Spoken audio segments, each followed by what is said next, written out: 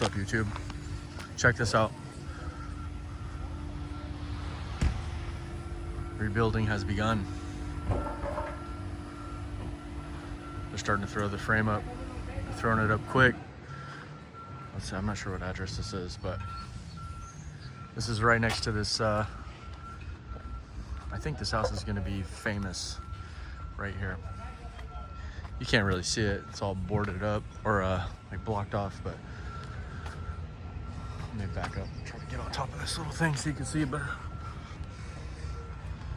This is gonna be a famous house in the future, I believe, because it was able to withstand the fire based on the way that it was engineered, or I don't know if engineered is the right word, but constructed. Somebody put a lot of thought and effort when creating this house or building this house. Chasen Architecture. 1318 10th Street, Santa Monica. And this address is 750 Iliff Street.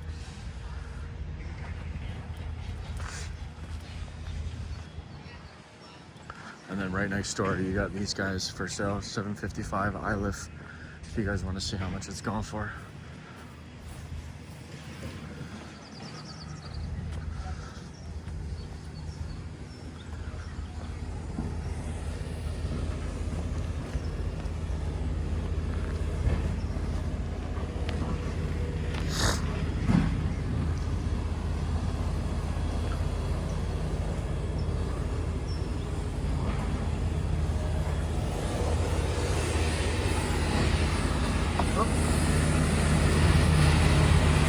You gotta excavate all that basement out.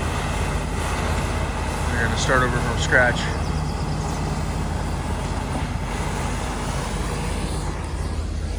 So it's Iliff and Drummond Street.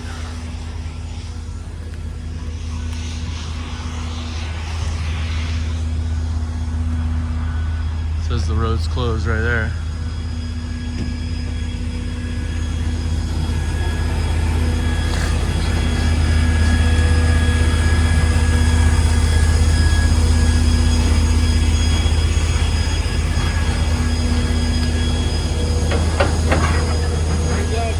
Good, how are you? Good. How's your brother? I'm just still walking around, just checking out the place. Yeah. Thanks, though, bro. Keep up the good work.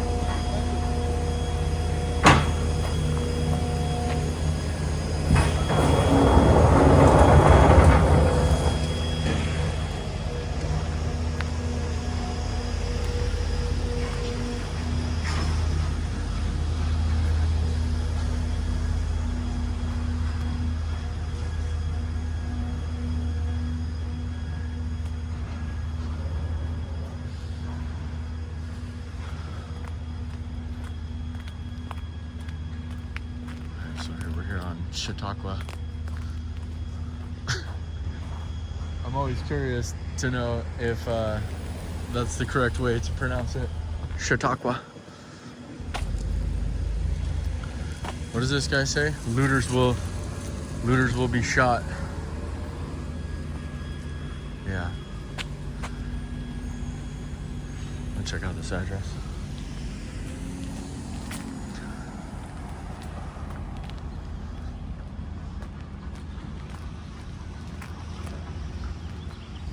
Looters should be shot. You go around here looting, stealing stuff, you should get smoked. People will think twice about doing it.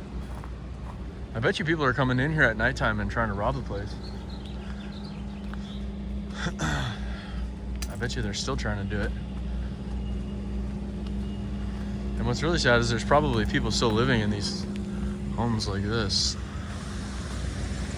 Even though it looks kind of vacant. And it might be vacant, I don't know, I'm just talking.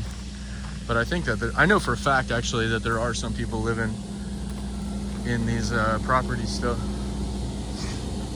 I'm not sure about all of them, but I know for a fact that some are.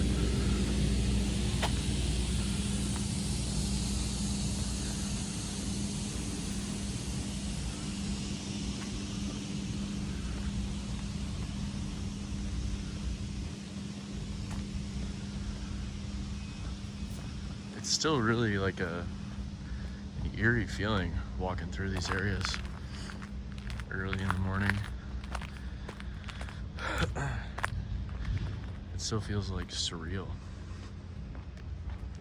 Like not in a million years would I've ever imagined that a fire could do this amount of damage.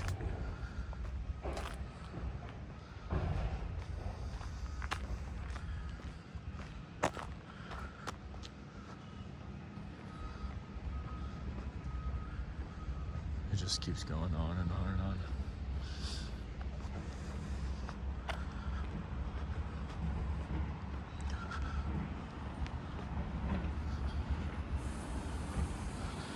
I guess the insurance companies knew.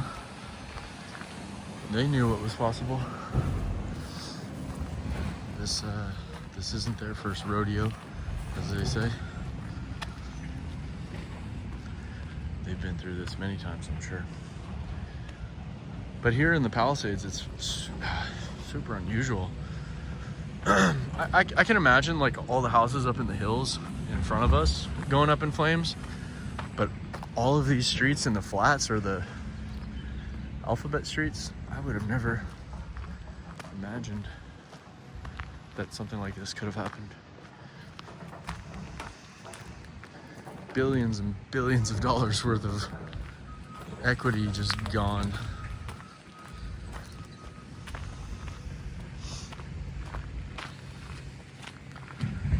Blink of an eye.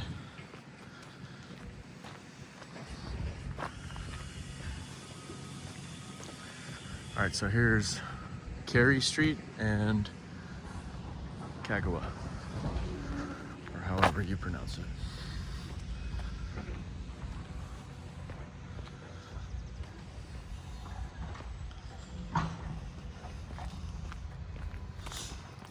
I've heard that there are other areas where they're starting to throw out frames off of I think Via de la Paz, something like that. But I haven't been getting very many orders for lumber just yet. I will be in the future, that's for sure. They're gonna be throwing so much lumber on my truck, it's gonna blow your mind. Lumber, plywood, 2x4s, 2x6s, 2x12s. Rebar, concrete, PVC pipe, and I guarantee you the price is going up. Even without these proposed tariffs. Just because the demand for lumber is going to be going up, the price is going up.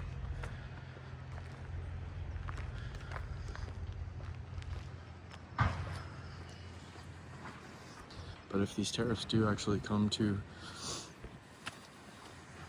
reality, right? Prices will be going up by at least 10%.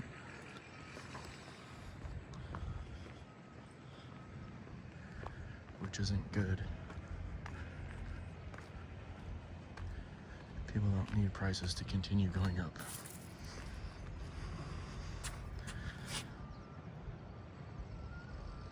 This is 915 Kagawa Street. None of the debris has been removed yet.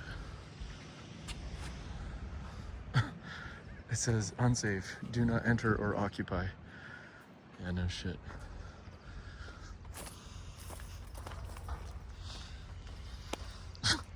They actually pay someone to go around and staple that piece of paper as if it matters.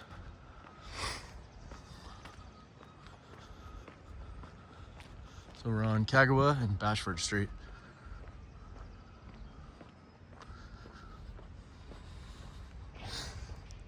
This is that straw wattle stuff. It's really pointless. Such a waste of time and money.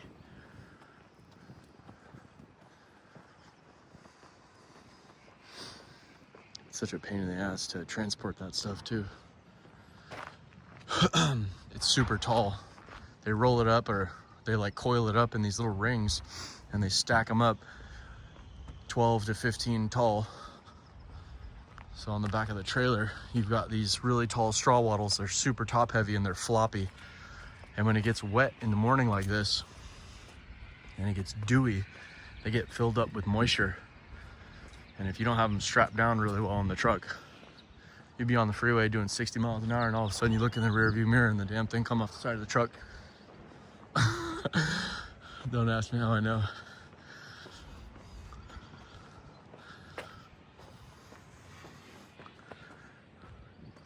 Transporting that stuff, that straw wattle and that hay, is more dangerous than transporting rebar.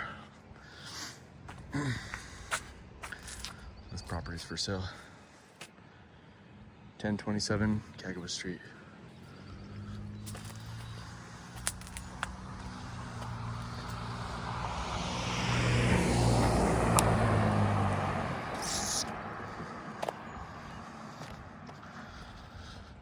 So far, that property that I featured in the beginning of the movie, or this little film, whatever you want to call it, was the only building that I've seen. Actually, that's not true. I've heard that there's another building being built on Via de la Paz. And the other day, I went up on Las Pulgas, and I got a bunch of content up there for you guys. I haven't filmed that place yet. And I did see a pretty big mansion, and they were throwing up plywood and framing. But the concrete foundation looked super fresh. So I'm kind of under the impression that they were building, or they had just maybe they had just started the foundation and then the fire happened. So there wasn't really much of a structure to get burned down. Just 2x4s and basically the frame of a house burned. There was no electrical, no plumbing, no nothing like that. So that burned, and then they tore that stuff off, and I guess the foundation was still pretty good.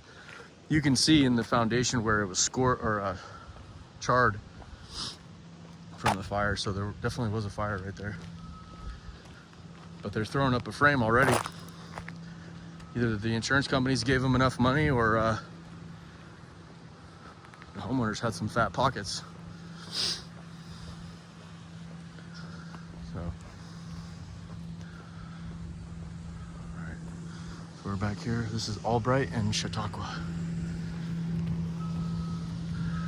All right, and you got a quick little walk up here, right?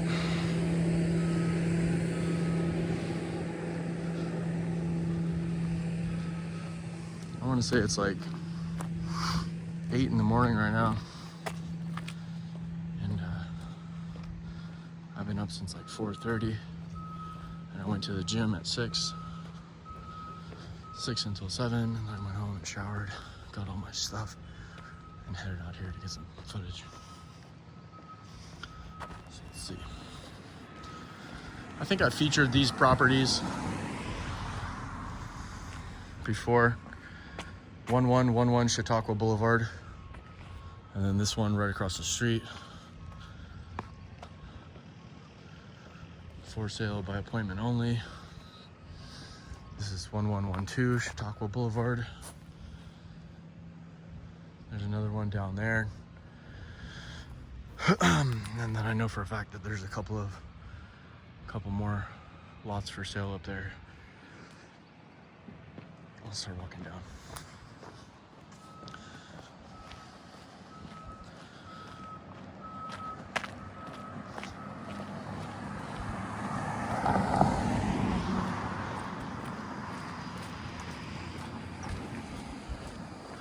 It's a gloomy day today. You can start to feel the mist. All right, so this property up here on the left. Let's see what the address is.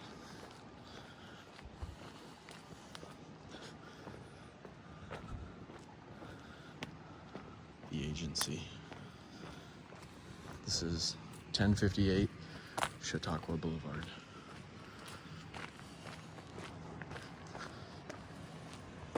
Most of the lots have been picked up and cleared.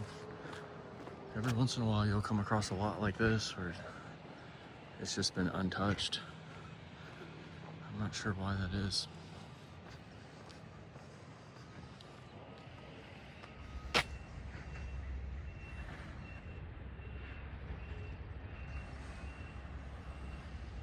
I don't know.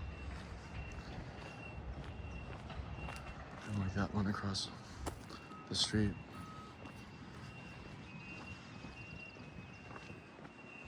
Oh look, this one. I don't know if this one was for sale the last time I came up here.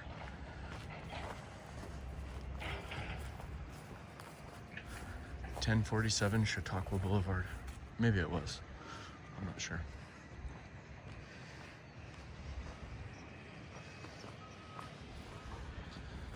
You got 3 houses that look like they were untouched. You got one down that private little driveway over there. And then these 2 right here across the street. Some people have spoken about survivor's guilt.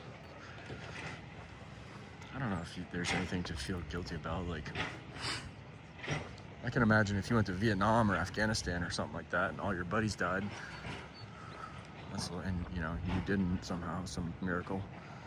But if your home didn't burn down in the fire, that's just either somebody put some serious thought and effort into constructing this house, or it's to be fire resistant, or it's just the luck of the draw. You drew pocket aces. You got lucky. You hit the lotto. I guess you got lucky. I don't even know if that's considered luck now. For some people, it might have been easier to just burn the place down and collect the insurance money. So there's another one for sale. I know that this one, I've filmed this one before. This was 1018 Chautauqua. I don't know if it's like Japanese or Chinese writing. It's cool though.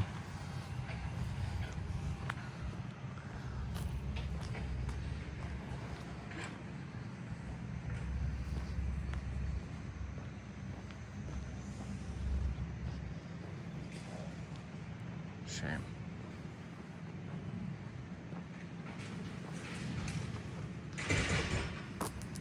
You know what's so funny is like all of this disaster has really become like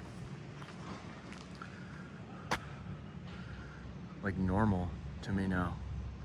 Between everything that I've experienced in my life over the last, I don't know, 5 years, ever since COVID really, and dealing with that whole thing while everyone was at home for the most part. I was rolling, I was working like a dog, going in and out of the hospitals, changing out oxygen tanks all day long to these people that were hooked up to ventilators and could hardly breathe. Like, that was a really eye-opening experience for me for a couple of years. And I know some people say that it was overblown and whatnot, and it was fake news and this and that. I mean, it's easy to say that when you're at home, but when you're rolling 150-pound steel cylinders all day long up and down the driveways at the loading dock at the Kaiser Hospital on Sunset Boulevard like I was, you see things a little differently. And you know, maybe only 1% of the people were impacted by it. But when you live in Los Angeles, 1%'s a huge number. And then every once in a while, you'd get this little fat kid who's got asthma who'd come in and the kid's face was purple or something.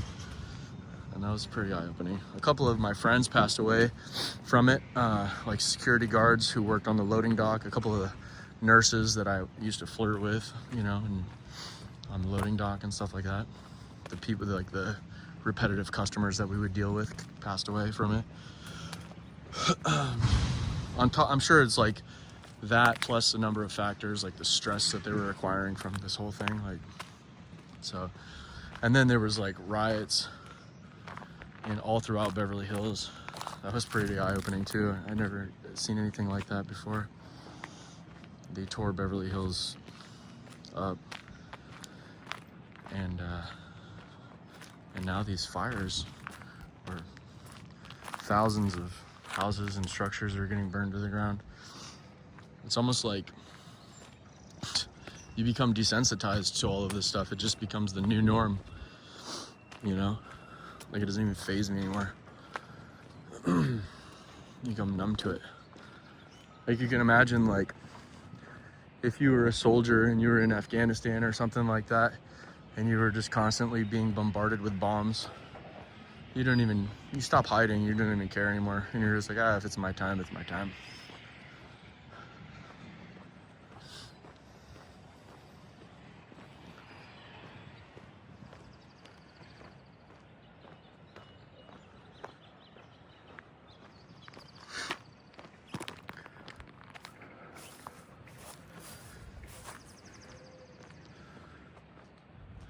Shame. It's like, as fear could be a good thing. Like, fear is your friend. I remember the first experiences of driving behind a semi-truck and how scared I was. But I was too tough to admit it. But the truth was, I was terrified. Driving this big old truck with a giant trailer. Scary. And doing it in Los Angeles, one of the most congested cities in the country.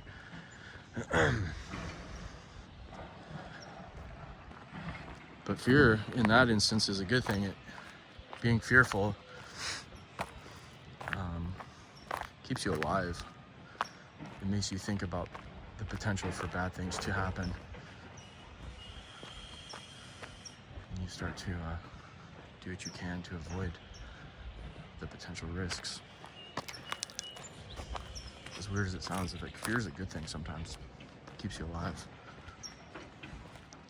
Prevents you from making poor choices.